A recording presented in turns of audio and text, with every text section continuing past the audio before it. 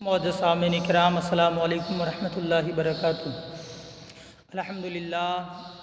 अल्हम्दुलिल्लाहिल्लज़ी Kaffa व सलामुन अला इबादिहिल्लज़ीना इस्तफ़ा। अम्मा बाद फ़अऊज़ु बिल्लाहि मिनश शैतानिर रजीम। बिस्मिल्लाहिर रहमानिर रहीम। वमा असाबकुम मिन मुसीबतिन फ़बिमा कसबत ऐदीकुम व याफ़ू अन कसीरिन वमा अंतुम बिमुजिज़ीना फ़िल अर्दि वमा लकुम मिन दुनिल्लाहि मिन वलिय्यिन वला नसीर। सदक़ल्लाहु मौलाना अज़ीम व सदक़ रसूलुहुन नबियुल अमीनुल मतीनुल मुबीनुल करीम व नहनु अला ज़ालिका लमिनश शाहिदीन व शाकिरीन वल्हम्दुलिल्लाहि रब्बिल आलमीन। आइए एक मरतबा गुंबद खज़रा में आराम फरमाने वाली आका जनाब मुहम्मदुर रसूलुल्लाह सल्लल्लाहु ताला अलैहि वसल्लम की बारगाह बेकस पनाह में मिलकर दुरूद पाक पढ़ें। अल्लाहुम्मा सल्लि अला सय्यिदिना शफ़ीअना मौलाना मुहम्मदिन बारिक वसल्लिम सल्लु अलैहि सलातु व सलामन अलैका या रसूलल्लाह सल्लल्लाहु ताला अलैहि वसल्लम। बिरादरान मिल्लत इस्लामी, आज हमारी गुफ्तगू का उन्वान है कोरोना कहर का माबाद, यानी कोरोना कहर के बाद क्या होगा, माशी मसाइल और उनका हल, यानी कोरोना के बाद दुनिया के माशी हालात में क्या कुछ तब्दीलियां पैदा होंगी और बदलते हुए हालात के साथ हम इस्लामियान हिंद को अपने आप में किस तरह तब्दीली लानी चाहिए। हजरात, इस सिलसिले में कोई बात आगे बढ़ाने से पहले ज़रूरी है कि हम अपनी गुफ्तगू को कुरान करीम से जोड़ लें, क्योंकि हमारा इत्तेकाद है अल्लाह ताला का कलाम बीमारियां पैदा होने से पहले उनके असबाब बयान करता है, पैदा हो जाने वाली बीमारियों का नक्शा खींचता है, बीमारियों के दर्द की कसक भी बयान करता है और इन बीमारियों की फाइनल दवा भी तजवीज़ करता है। जब हम इस नुक्ते नज़र से कुरान करीम का मुताला करते हैं तो ऐसा लगता है जैसे कुरान करीम किसी एक बीमारी का नहीं बल्कि दुनिया जहान की तमाम बीमारियों का एक ऐसा फाइनल नुस्खा तजवीज़ कर रहा है जो कहीं फेल नहीं होता, जो कहीं फेल नहीं होता और कभी भी उसकी असर अंगेज़ी कम नहीं होती, और वो नुस्खा है बीमारियों का रूहानी इलाज। अल्लाह ताला का इरशाद है, वमा असाबकुम मिन मुसीबतिन फबिमा कसबत ऐदीकुम व याफ़ू अन कसीरिन वमा अंतुम बिमुजिज़ीना फ़िल अर्दि वमा लकुम मिन दुनिल्लाहि मिन वलिय्यिन वला नसीर। और जो मुसीबतें पहुँची वो तुम्हारे हाथों की कमाई है, और जो मुसीबतें पहुँची वो तुम्हारे हाथों की कमाई है, जबकि बहुत कुछ तो अल्लाह ताला माफ़ फरमा देता है और तुम ज़मीन में अल्लाह की कुदरत से नहीं निकल सकते और ना अल्लाह के अलावा तुम्हारा कोई दोस्त ना मददगार। हज़रात, इस आयत करीमा का मतलब ये है कि नबियों और बच्चों के अलावा वो मुकल्लफ और बालिग लोगों को आम तौर पर जो मुसीबतें पहुंचती हैं वो उनके करतूतों का नतीजा होती हैं। हाँ, कभी कभी और कुछ कुछ लोगों को इसलिए भी आजमाइशों में मुब्तला किया जाता है कि उनके दर्जात बुलंद हों, उनके दर्जात बुलंद हों और उनके लिए ये दुनियावी आजमाइश उखरवी नजात का सबब बने। यहाँ सवाल पैदा हो सकता है, क्या सचमुच इंसान इतने गुनाह करता है जितनी बलाएं नाजिल होती रहती हैं? जवाबन अर्ज़ है जनाब वाला, इंसान जिस तरह सुबह से शाम तक अल्लाह रब्बुल इज़्ज़त की नेमतों से लुत्फ़ अंदोज़ होता रहता है, इसी शान के साथ इबादतें किए जाना और शुक्र हक बजा लाना तो कुजा शऊरी और गैर शऊरी तौर पर वह जिस कदर गुनाह करता रहता है उनका कोई ठिकाना ही नहीं, उनका कोई ठिकाना नहीं। परेशानी यह है कि इंसान अपने गुनाहों का हिसाब और अपनी ज़ात का मुहासबा नहीं करती। इंसान अपने गुनाहों का हिसाब और अपनी ज़ात का मुहासबा नहीं करता। हाँ, ये उस करीम की करम नवाजी है कि वह हर गुनाह पर मुआखज़ा नहीं फरमाता, बल्कि खुद इरशाद फरमाता है वयाफ़ू अन कसीर, बहुत सारे गुनाहों को मुआफ़ फरमा देता है। कहिए सुभान अल्लाह, बहुत सारे गुनाहों को मुआफ़ फरमा देता है। करीम करम फरमाता रहता है, अफ़ू गफ़ूर है, दरगुज़र करता रहता है। और अगर वो तमाम गुनाहों की सजाएं देने लग जाए तो शायद हमारी ज़िंदगी अजीरन बनकर रह जाए, हमारी ज़िंदगी अजीरन बनकर रह जाए। अलबत्ता कसीर गुनाहों पर छोड़ने के बाद कभी कभी कुछ कुछ गुनाहों की सज़ा देता है, ताकि बंदे को उसकी कदर और अपने गुनाहों का एहसास हो सकता है। इसी एहसास नदामत से मगलूब होकर बंदा ताइब और नतीजतन फाइज हो। कोई बैत की बात नहीं है, हो सकता है। कुरान करीम में अल्लाह रब्बुल इज़्ज़त इरशाद फरमाता है वमा अंतुम बिमुअजिज़ीना फिल अर्दि वमा लकुम मिन दुनिल्लाहि मिन वलिय्यिन वला नसीर, यानी और तुम ज़मीन में अल्लाह की कुदरत से नहीं निकल सकते, तुम ज़मीन में अल्लाह की कुदरत से नहीं निकल सकते, और न अल्लाह के अलावा तुम्हारा कोई दोस्त ना मददगार। कुरान करीम की तिलावत सुनते हुए ऐसा नहीं लगता जैसे ये आयत करीमा डायरेक्ट कोरोना मुतासिर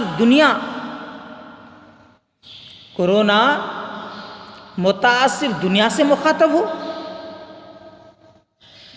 वो दुनिया जिसे कल तक अपने सुपर पावर होने का ज़म था और जिसने इक़्तिदार की होश में इंसानियत के नाखून से अल्लाह की ज़मीन को लहूलुहान कर डाला था, लेकिन आज वही सुपर पावर ताकत कुदरत खुदाबंदी की नज़र न आने वाली मखलूक को कोरोना वायरस की चपेट में है और इस कदर खौफ ज़दा है कि उसके लिए अपने वजूद का तहफ़्फ़ुज़ भी एक मसला बन चुका है। उनके लिए अपने वजूद का तहफ़्फ़ुज़ भी एक मसला बन चुका है और वह मुंह छुपाए घरों में महसूर मजबूर है। दरअसल यही अल्लाह ताला की कुदरत है। हजरत इंसान तरक्की के जिस स्टेज तक भी पहुंच जाए, कुदरत से आगे कहीं नहीं जा सकता। और जब जब इंसान अपनी यह हैसियत फरामोश करता है, कुदरत उसे उसका भूला हुआ सबक याद दिलाती है। सच है, अल्लाह के अलावा इंसान का ना कोई नासिर व हामी है और ना कोई यारो मददगार। मुसलमानों, अल्लाह की रस्सी को मजबूती से पकड़ लो। जब तुम्हें दुनिया के तमाम सहारे धोखा दे देंगे तो उस वक्त भी अल्लाह की रस्सी ही आपको काम आएगी, जिस रस्सी को आप मजबूती से पकड़े रहेंगे। मोहतरम हजरात, वो महरूमुल किस्मत लोग जो अल्लाह रब्बुल इज़्ज़त पर ईमान नहीं रखते और उनके यहाँ अल्लाह ताला की खालिकियत का कोई वाज़ेह तस्वुर नहीं, कोरोना जैसी आजमाइश घड़ियों में उनका क्या किरदार रहता है वो जाने। लेकिन हम कलेमा गो लोग जिनका इत्तेकाद है कि अल्लाह की कुदरत से कुछ भी बाईद नहीं और वह उसकी कुदरत के बगैर कुछ भी मुमकिन नहीं, उनका तर्ज अमल ये होना चाहिए कि हम उसकी कुदरत के आगे सरेंडर हों, हम उसकी कुदरत के आगे सरेंडर हों, उसी के आगे सर झुकाएं, अपने गुनाहों की माफ़ी चाहें और उनको अपना नासिर व मददगार समझें और उसी पर बनाए कार रखें। हजरात, अब आइए अपने असल मौजू की तरफ रुख करते हैं और ये जानने की कोशिश करते हैं कि कोरोना का माबाद क्या होगा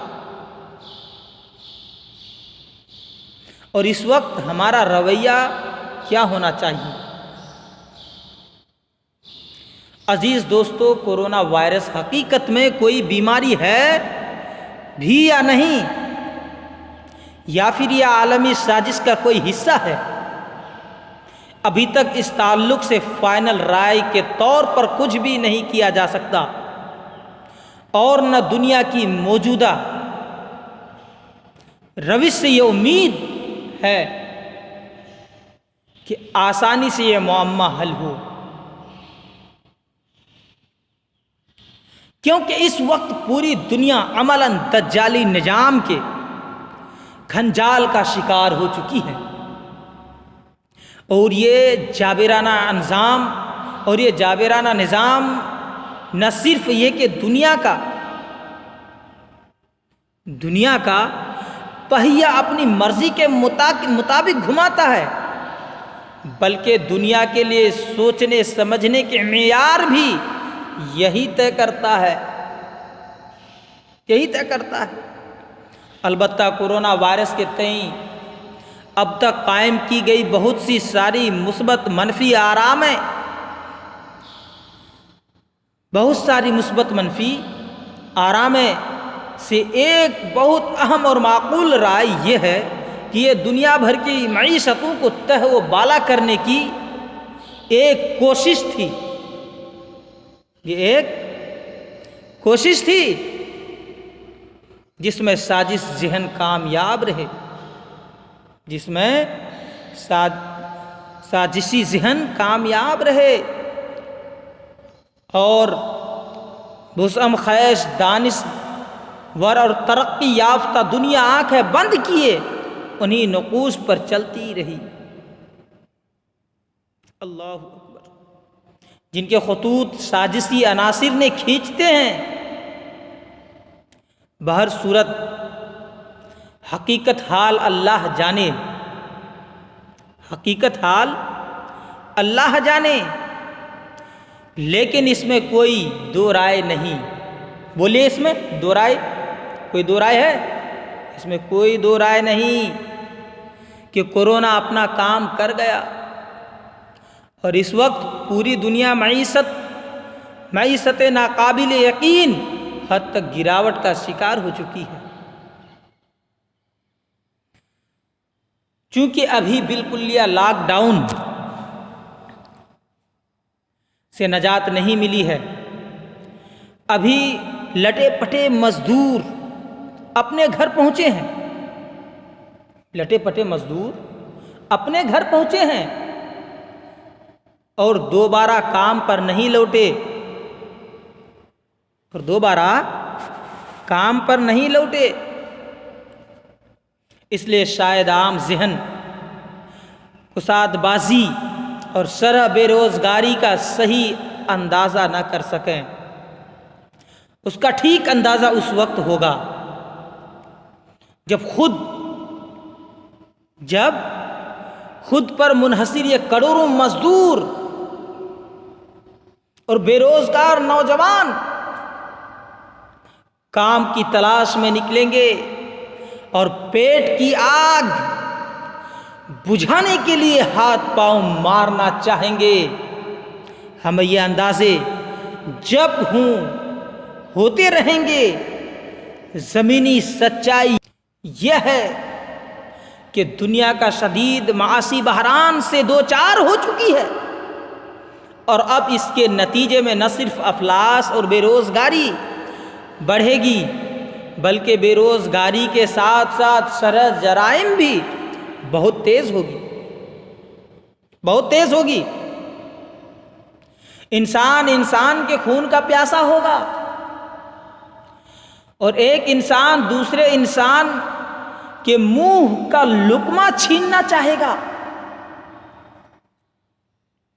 क्योंकि पेट की आग वो खतरनाक बीमारी होती है जो इंसान को दरिंदा सिफत बना देती है, जो इंसान को दरिंदा सिफत बना देती है। क्या कत्लो खुरेजी, क्या लूट मार, क्या बदउनवानी, क्या अखलाक गिरावट और क्या खुदकुशी। मादी दुनिया में बेरोजगारी की दुख से जराइम ही जन्म लेते हैं और भूखा इंसान ईमान का सौदा करने समेत ईमान का सौदा करने समेत हर नाकाबिल यकीन काम करने के लिए तैयार हो जाता है। ऐसे मौका के लिए रसूल करीम सल्लल्लाहु अलैहि वसल्लम ने कितनी इबरतनाक बात इरशाद फरमाई है।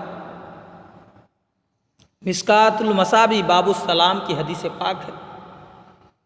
हजरत अनस रज़ी अल्लाह ताला अन्हु से रिवायत है कि रसूल करीम सल्लल्लाहु ताला अलैहि वसल्लम ने इरशाद फरमाया, कहिए सुभान अल्लाह। रसूल करीम सल्लल्लाहु ताला अलैहि वसल्लम ने इरशाद फरमाया, करीब है कि गरीबी कुफ्र का सबब बन जाए। अल्लाहु अकबर। करीब है कि गरीबी कुफ्र का सबब बन जाए। जाहिर है मादी दुनिया में जब जब ऐसे नाजुक हालात पैदा होते हैं, रास्त तौर पर उनकी चपेट में गरीब और मुतवस्सित तबका आया करता है। सरमायादार दुनिया जहां बहुत जल्द अपने आप को मुंजबित कर लेते हैं, मुंजबित कर लेने में कामयाब हो जाती है, वहीं उस पर इन हालात का बराह रास्त असर मुरतब भी होता है। अक्लमंद वो होता है, मुसलमानों बड़ी नुक्ते की बात मैं आप तक पहुंचा रहा हूं, तवज्जो के साथ सुने। जो हक बात है, अभी कोरोना के बाद हमारे साथ क्या होने वाला है, कारोबार में और दीगर मामलात में क्या होने वाला है, उस पस मंजर को मैं आपके सामने बयान कर रहा हूं। अक्लमंद वो होता है जो सैलाब आने से पहले सैलाब की तैयारी कर चुका हो। हकीकत बात है, अक्लमंद इंसान वो होता है जो सैलाब आने से पहले सैलाब की तैयारी कर चुका हो, वरना हालात के रहमो करम पर रहने वालों के मुकद्दर में तबाहियों के अलावा कुछ नहीं होता। और इस दौरे इक़्तिदार में जब वज़ारात उज़्मा साफ तौर पर खुद इन्हिसार की बात कह चुकी है और अमलन हर महाज पर नाकाम भी साबित हो चुकी है, हमें अपने मसाइल का निपटारा खुद करना होगा। आइए इसी सिलसिले में अपनी सी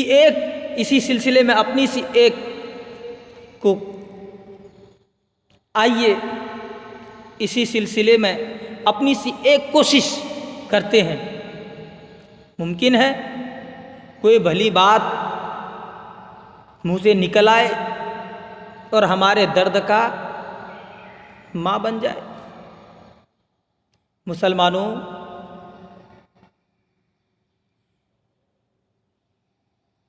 कोरोना वायरस की वजह से फजूल खर्चियों पर बंदिश का सबसे अच्छा बहाना मौका है।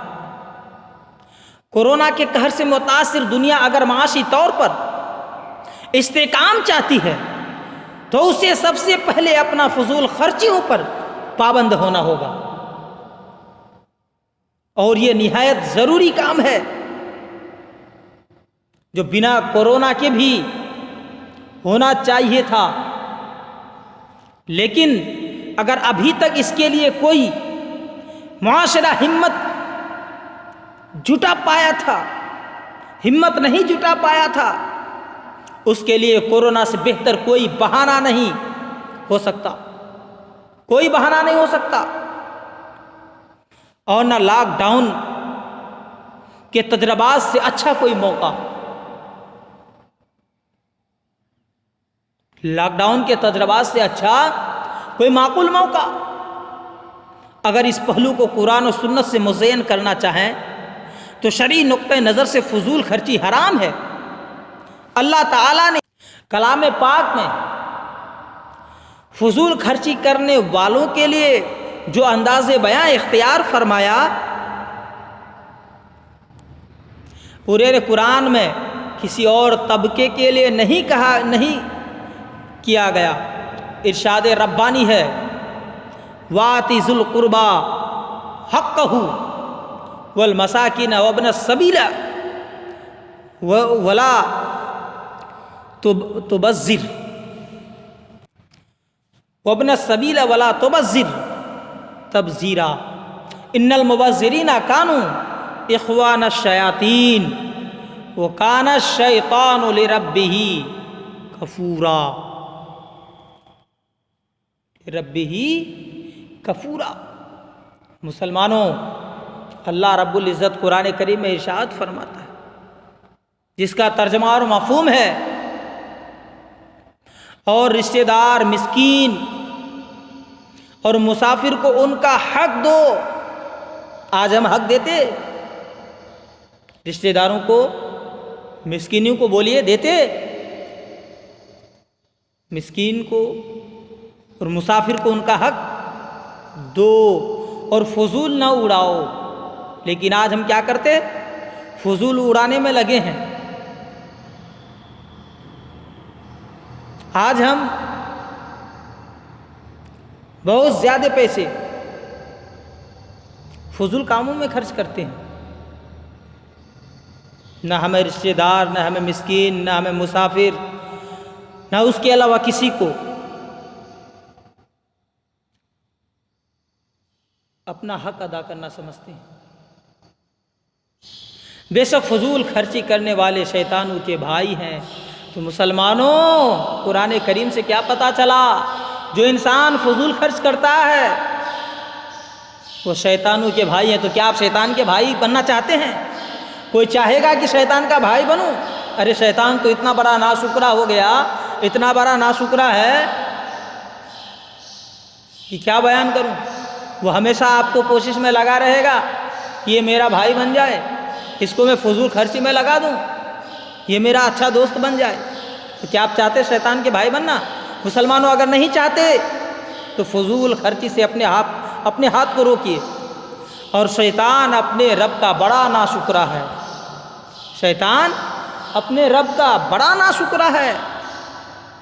इसी तरह हदीस करीमा में रसूल करीम सल्लल्लाहु ताला अलैहि वसल्लम ने जा बजा फजूल खर्ची की मसम्मत बयान फरमाई है, जिस पर कुतुब हदीस गवाह है। पहले से कुरान और सुन्नत के वाज़े फरामीन और अब हालात की मार के बाद अगर कोई मुआशरा फजूल खर्चियों पर बंद बांधने के लिए मुनासिब पेश रिफ़त नहीं करता तो वो मुतवक्का तबाहियाँ झेलने और अपनी नस्लों को बर्बाद करने के लिए तैयार रहे।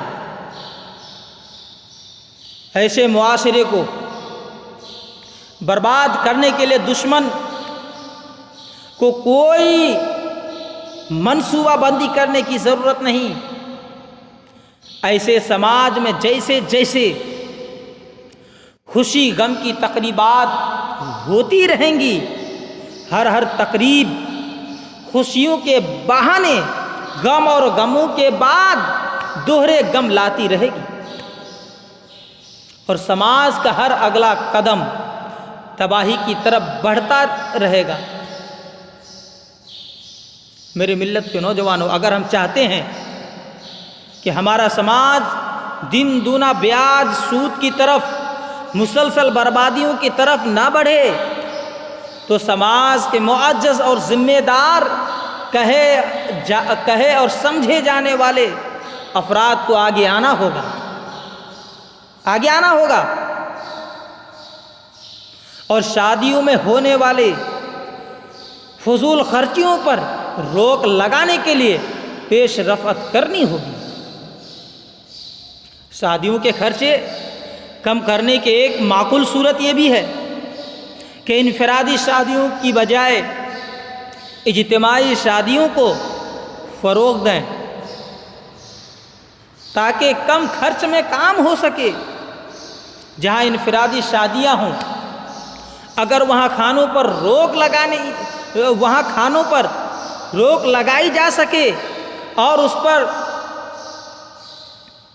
तकल्लुफ़ खानों की जगह पर सर्दी में चाय और गर्मी में शरबत ज़ियाफ़त करके काम चलाया जा सके, तो इस तर्ज़े अमल से भी एक एक शादी में लाखों लाख की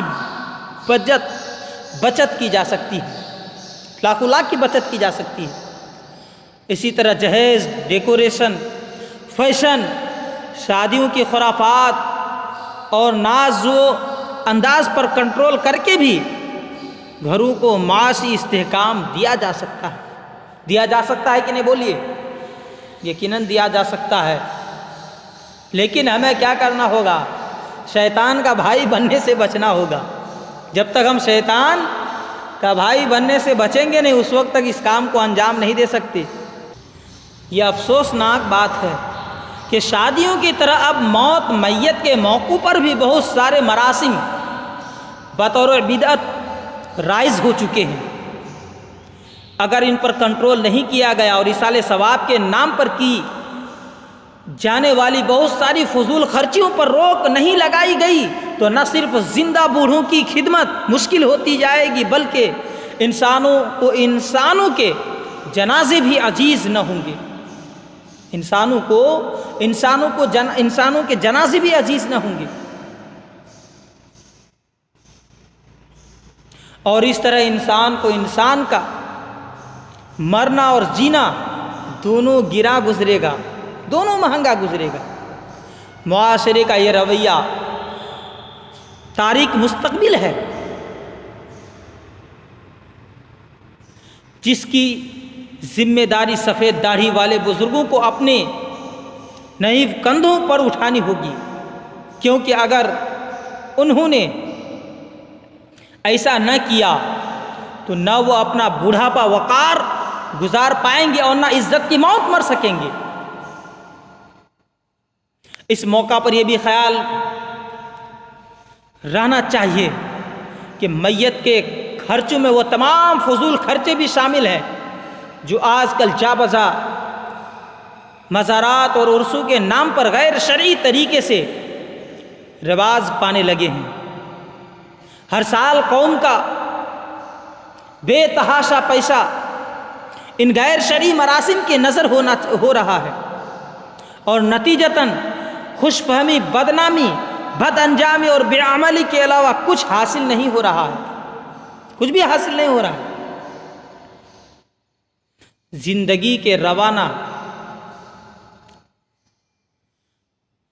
के रवा हजार झमेलों के बीच असरे हाजिर के बिदअत पसंद मिजाज ने कुछ मजहबी उमूर को भी फजूल खर्चियों की कतार में लाकर खड़ा कर दिया है। उन पर भी कदगन लगाए जाने की ज़रूरत है, उन पर भी रोक लगाए जाने की ज़रूरत है। न परवरिश का ख्याल, न गुरोबा परवरी,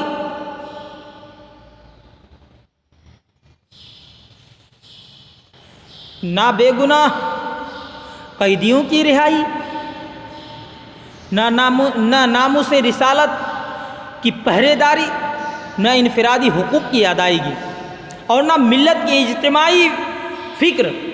और फिर उम्रों पे उम्रे करने का रिकॉर्ड बनाए जाना, उम्रों पे उम्रे करने का रिकॉर्ड बनाया जाना। कम से कम दर्दामाना इस्लामी फ़िक्र तो नहीं हो सकती, बल्कि सच्ची बात तो यह है कि मिल्लत की इज्तिमाई ज़रूरतों की किफ़ालत करने की बजाय मस्जिदों की हद से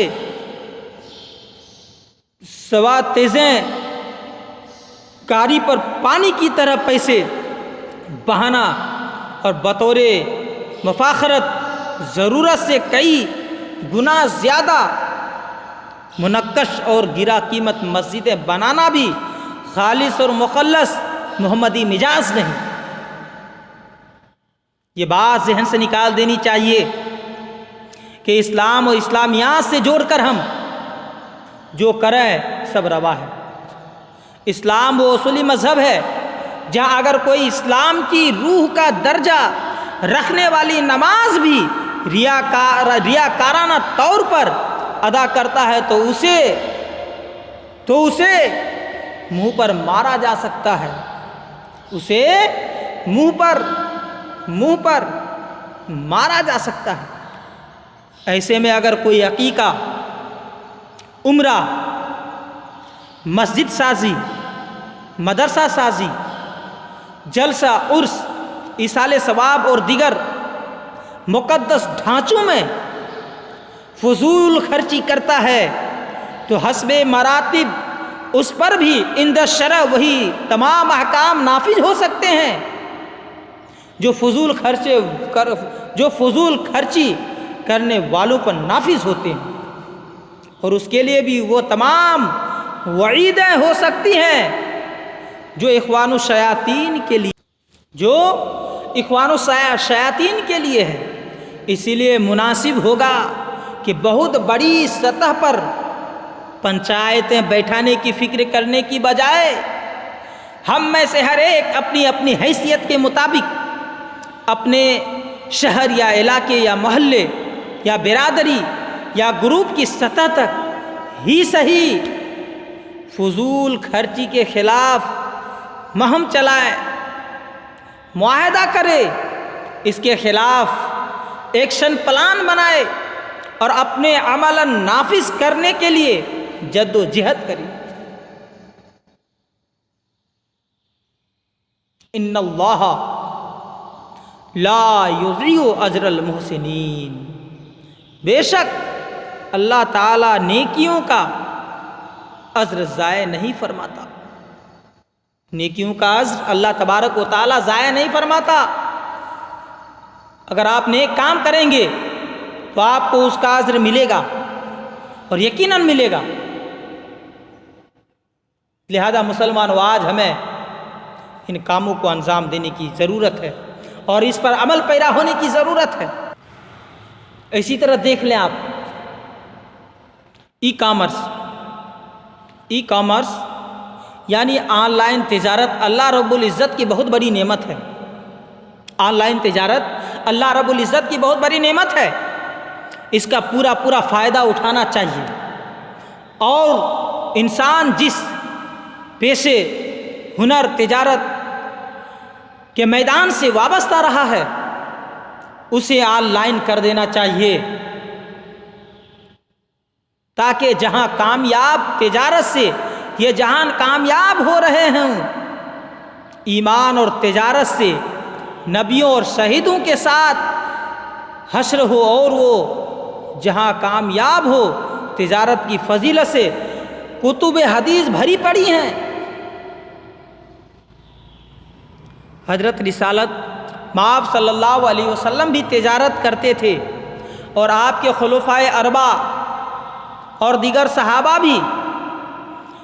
इस जद्दोजहद से देखा जाए तो तिजारत करना अजीम तरीन सुन्नत रसूल भी है।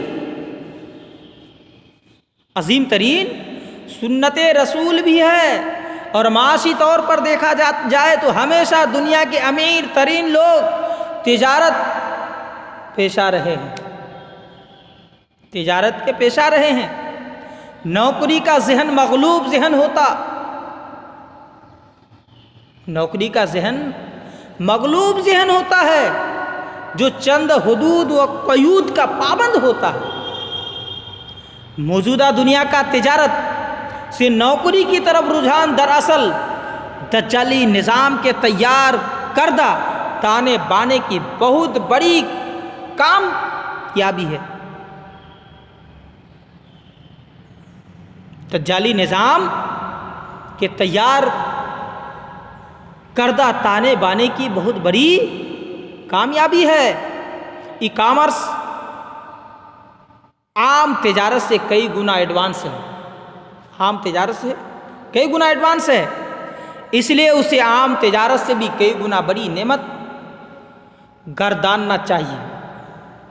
ई कॉमर्स का बड़कपन यह है कि आज जब लोकल सतह पर तिजारती दुनिया में बाला की मुकाबला आ रही है, ये कम वक्त और कम खर्च में बहुत वसी पैमाने पर बड़ी आसानी के साथ बहुत बड़ी तिजारत करने का मौका देता है। ई कॉमर्स के लिए न किसी ख़ास जगह और लोकेशन की अहमियत कोई माना रखती है और न मुलाजिमीन की तादाद, न इसके लिए कोई डेकोरेशन दरकार होता है और न ही जुमलेबाजियों और किस बयानों की नौबत आती है। जबकि इफादियत के एतबार से ई कॉमर्स के लिए किसी एक शहर या रियासत या मुल्क की हदबंदी या किसी ख़ास वक्त की पाबंदी भी नहीं होती। पूरी दुनिया में जहाँ चाहें और जब चाहें बड़ी आसानी के साथ अपना सामान बेचें। ई कॉमर्स का कमाल देखिए कि बारहा इंसान सो रहा होता है, इंसान सो रहा होता है और उसका सामान बिक रहा होता है। ई कॉमर्स का ये फ़ायदा देखिए। मजहबी नुक्ते नज़र से ई कॉमर्स को इसलिए तरजीह मिलनी चाहिए कि इस दुनिया में कारोबार करने वाला जितनी ईमानदारी का मुजाहरा करेगा उतना ही उसके लिए तरक्की के रास्ते आसान होंगे। अल्लाह रब्बुल इज़्ज़त ने हर इंसान को कुछ खूबियों से नवाजा है। बोले नवाजा है कि नहीं? अल्लाह रब्बुल इज़्ज़त ने हर इंसान को कुछ खूबियों से नवाजा है और हर इंसान में कुछ खामियां भी पाई जाती है। समझदार इंसान वो होता है जो अपनी फितरी खूबियों को अपनी पहचान बनाए और खामियों को आहिस्ता आहिस्ता खूबियों में बदलने के लिए कोशिश करते रहे। आदि खूबियों और खामियों की तरह कुदरत ने हर इंसान को जुदागाना हुनरमंदियों से भी खूब नवाजा है। जो खुशकिस्मत अपना कुदरती हुनर पहचानने और फिर उसे निखारने में कामयाब हो जाते हैं, वही दुनियाए हुनर में चमकते रहते हैं।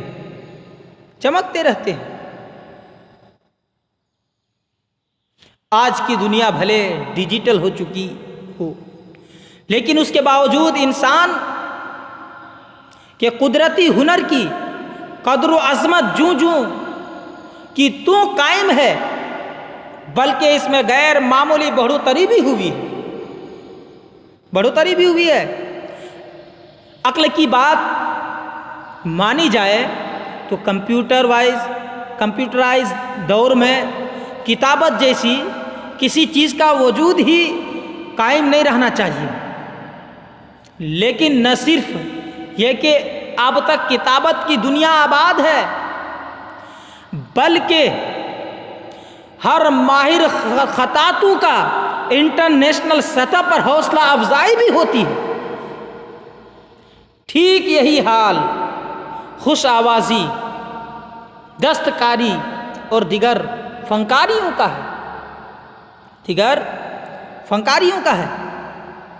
यानी महारत हो तो हर फन की कदर है और फनकाराना महारत न हो तो पीएचडी होल्डर भी बेरोजगार फिरते हैं। बिल्कुल ये सही बात है। आज न जाने सैकड़ों हज़ारों की तादाद में लोग मिलेंगे जो पीएचडी किए हुए हैं लेकिन बेरोजगार है, कोई कारोबार नहीं। तो मुसलमान वो खुशकिस्मत कौम है जिसके हाथों में अल्लाह रब्बुल इज़्ज़त ने बेपनाह हुनर दिए हैं, लेकिन साथ ही ये वो महरूमुल किस्मत कौम भी है जो ना खुद अपने हुनर की कमा हक़ कदर कर पाती है और न इस कौम के ज़िम्मे दारान अपने हुनरमंदों को आगे बढ़ाने में वाकई दिलचस्पी रखते हैं। कोरोना वायरस की बदौलत पैदाशुदा मुआसी बहरान इस बात का शदीद मुतालबा करता है कि मिल्लत इस्लामिया अपनी हुनरमंदियों, दस्तकारियों और फनकारियों के तय अपनी रविश तब्दील करे और जिन दस्तकारियों को हुकूमती सतह पर प्रमोट किया जाता है उनके हुकूमती मेयार के मुताबिक ट्रेनिंग करे, गरीब और जाहिल हुनरमंदों को आगे बढ़ाए और बड़े प्लेटफार्म्स पर अपने हुनरमंदों को मुतारुफ करवाए ताकि उनका मुकद्दर भी रोशन हो और मिल्लत को भी नेक नामी मिले। और जिन फनकाराना महारतों या पैसों पर हुकूमत की तवज्जो नहीं, उन्हें ऐसी बसात के मुताबिक बड़ा बनाए, उनके प्रमोशन के लिए रोक शॉप ट्रेनिंग सेंटर और प्रोफेशनल इदारे कायम करे ताकि आने वाले नस्लों के अंदर भी हुनर पाए, वरना बिना हौसला अफजाइयों के महज हालात के रहमो करम पर रहने वाली मिल्लतें जमहूरी निज़ामों में अपना वजूद खो बैठती हैं।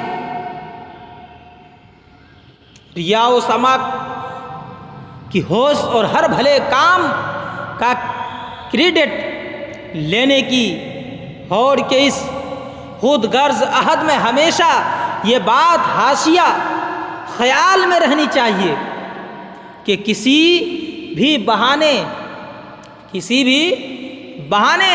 खल्के खुदा के लिए 2 वक्त की रोटी का इंतज़ाम करना वो मुकद्दस काम है जिसके अजर व सवाब की कोई इंतहा नहीं। ज़राअत, आइए थोड़ा हम ज़राअत खेती बाड़ी पर भी तवज्जो दें। ज़राअत यानी खेती बाड़ी में अल्लाह रब्बुल इज़्ज़त ने बेपनाह बरकत रखी है। ये बाज़ अंबिया कराम का मुकद्दस पेशा रहा है और पूरी दुनिया में खुराक का सामान इसी निज़ाम से होकर गुजरता है। यही वजह है कि दुनिया भर की हुकूमतें अपने यहाँ के ज़रई निज़ाम और किसानों को तरक्की देने के लिए फ़िक्रमंद रहती हैं और इनके लिए नई टेक्नोलॉजी और स्कीम्स लाती रहती हैं। अज़ा जुमला हुकूमत हिंद ने भी किसानों के लिए बाला मुबालगा सैकड़ों स्कीम्स लॉन्च कर रखी हैं, लेकिन परेशानी यह है कि जैसे हुकूमती नुमाइंदे नमक हलाली नहीं करते, इसी तरह हमारे यहाँ के किसान भी अपनी कम इल्मी की वजह से उन स्कीमों से कमा हक़्क़हू फ़ायदा नहीं उठा पाते, जबकि बारहा हुकूमत की उन स्कीम्स और उनके फ़ायदा उठाने वालों के दरमियान तासुब की दीवारें भी हाइल होती रही। अगर हुकूमत हिंद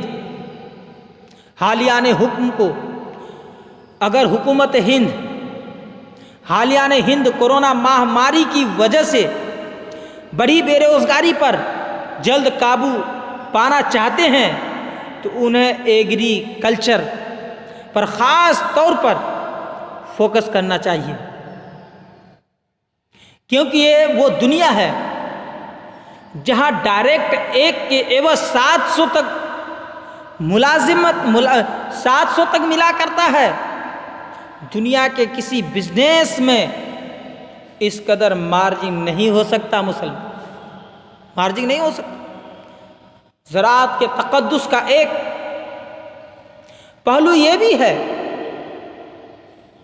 कि उसका काम से वाबस्तगी में दिलों का सुकून छिपा होता है, क्योंकि उस पैसे का हर खल्के खुदा की शिकम परवरी का ज़रिया बनता है और ये सुकून की दौलत मिन जानिबिल्लाह वदीयत होती है। शायद यही वजह है कि बाज़ अंबिया किराम अलैहिस्सलाम ने इस काम को अपना पेशा बनाया। एग्रीकल्चर के लिए हुकूमत के स्कीम्स के सिलसिले में ये बात हमेशा ख्याल में रहनी चाहिए कि हुकूमत के मंशा के मुताबिक जो भी काम किया जाता है हुकूमत इसमें मदद करती है, और ज़राअत का काम वो है जिसमें बिला वास्ता हमेशा हुकूमत की मंशा शामिल रहती है। इसीलिए हर तरह और हर सतह के तासुब के बावजूद किसानों को हुकूमत से इमदाद और फराहम हो सकती है। अलबत्ता चूँकि हुकूमत के काम उसके अपने स्टाइल में हुआ करते हैं, जिनमें सुस्त रवि भी होती है और फॉर्मेलिटी भी बहुत ज़्यादा होती है, इसलिए उसे घबराना नहीं चाहिए। आइए मैं अपनी गुफ्तगू को आगे बढ़ाऊं। गांव में रहने वाले अपनी बदवी चीज़ों की बड़ी आसानी से तिजारत कर सकते हैं। शहरी ज़िंदगी के लिए बदवी चीज़ें शौकिया इस्तेमाल होती हैं और ये बहुत बड़ी तिजारत है, ये बहुत बड़ी तिजारत है। जबकि आज का अहद वह अहद है जिसमें गोबर की भी महंगे दामों में इंटरनेशनल मार्केटिंग हो सकती है, बल्कि धड़ल्ले से होती भी है। शर्त यह है कि बेचने वाला हुनरमंद हो और तकनीकी दुनिया से लगाव रखता हो। इसी तरह एक मुल्क की बदवी चीज़ों को दूसरे मुल्क में प्रमोट किया जाए तो ये करोड़पति बना देने वाला कारोबार है।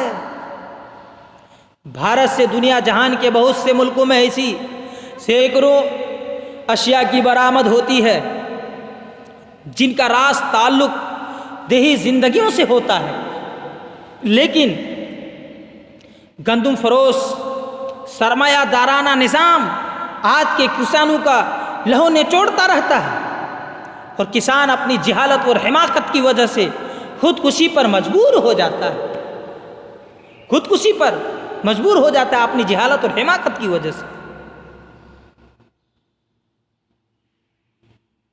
मरकज़ी और फिर रियासती सतह पर हुकूमतें अपने शहरियों के लिए अलग अलग तरह की हज़ारों स्कीम्स रखती हैं, लेकिन परेशानी ये होती है कि बारहा ये स्कीम ज़मीन पर नहीं पहुंच पाती, और साथ ही इससे बहुत बड़ी परेशानी ये होती है कि अवाम इन स्कीम से फ़ायदा उठाने के लिए इतनी फ़िक्रमंद भी नहीं होती जितना होना चाहिए, जितना होना चाहिए। नॉर्मल हालात में ये रविश जैसी थी, लेकिन अब चूंकि हालात नॉर्मल नहीं बल्कि शदीद बहरान का शिकार हैं,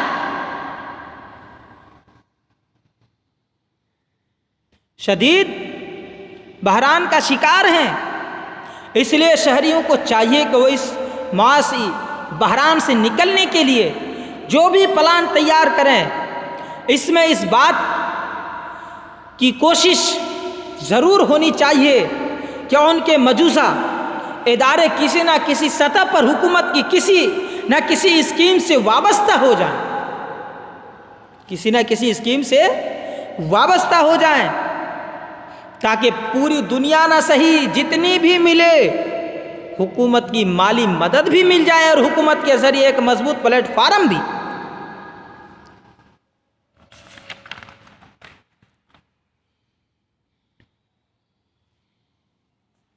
हजरात, कोरोना कहर से पैदा शुदा माशी बहरान से कैसे निकलें, इस सिलसिले में मुख्तसर अंदाज में आप तक जो फ़िक्री और अमली पैगाम पहुंचाया गया, उम्मीद है हमने इसे तवज्जो के साथ सुना होगा और हमारे अहद की सबसे बड़ी ज़रूरत बन चुके इस संजीदा मसले को हम हरगिज़ मामूली न समझें, बल्कि अमली जामा पहनाने की कोशिश करें। अल्लाह ताला हमारा हामी व नासिर हो और हमें अपने और मिल्लत इस्लामिया के हक़ में कुछ भला करने की तौफीक बख्शे। अल्लाह रब्बुल इज़्ज़त की बारगाह में दुआ गो हूँ कि जितने भी यहाँ शख्स जिस मकसद के तहत आए हैं, सब किसी की हर नेक दिली ख्वाहिश मकासद को कबूल फरमाए और ये कोरोना वायरस वबा जो अभी फैली हुई है, हम सबों को इससे नजात दे और हमारे हिंदुस्तान से इस बीमारी का ख़ात्मा कर दे। अल्लाह तबारक व तआला हम सबों को हमेशा अपनी गुनाहों से सच्ची तौबा करके उस पर कायम रहने की तौफीक व रफ़ीक अता फ़रमाए। हम सबों के घरों में खैर व बरक़ात का नुज़ूल करे और हम सबों को एक दूसरे के साथ मिलजुल कर इत्तिहाद की ज़िंदगी गुजारने की तौफीक व रफ़ीक अता फ़रमाए। अस्सलामु अलैकुम व रहमतुल्लाहि व बरकातुहू व मा अलैना इल्लल बलाग। हमारे बयान करने में या आपके सुनने में किसी भी तरह की कोई खामी या लग़ज़िश हो गई हो तो मैं इससे तौबा करता हूँ। अस्तग़फ़िरुल्लाह रब्बी मिन कुल्लि ज़ंबि व अतूबु अलैहि व मा अलैना इल्लल बलाग। एक मरतबा बुलंद आवाज़ से पढ़ लें, ला इलाहा इल्लल्लाहु मुहम्मदुर रसूलुल्लाह सल्लल्लाहु ताला अलैहि वसल्लम।